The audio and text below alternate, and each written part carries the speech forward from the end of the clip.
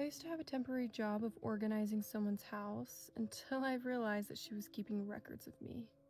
I would go into people's homes and I would help them sort boxes, declutter, take things to storage. One client that I had was an older woman and she lived alone, and her house was very, very neat, like unusually neat. Everything had its place and it was always there. Everything was labeled. Everything was almost too perfect. She told me that she hired me to go help her with her basement. She said that she hadn't been in her basement in years, which felt a little weird because the rest of her house was completely spotless. So I go downstairs and it's not even messy. Everything is clean. Boxes are stacked neatly. Everything has a place. Shelves are labeled. It literally looked like somebody had just gone through it.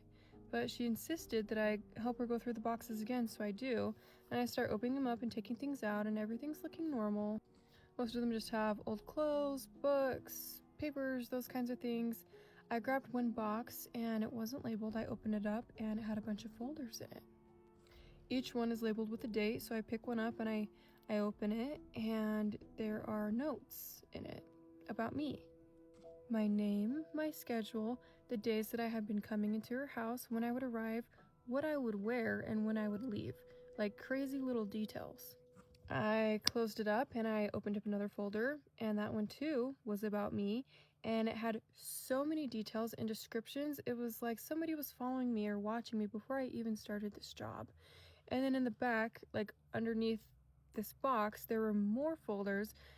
Not all of them were about me, but there were like multiple of other people with the same notes, descriptions, like going way back. I put everything back in the box, I restacked it, and I went to go upstairs to go and leave, and she was standing at the top of the stairs and she said, "Did you find everything that you needed to?"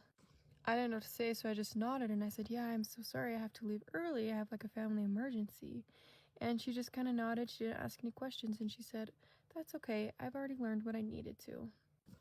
I never went back to that house, and a couple of weeks later, I got another call for my organizing job, and it was a different name and it was a different house. And when I showed up, it was the same lady.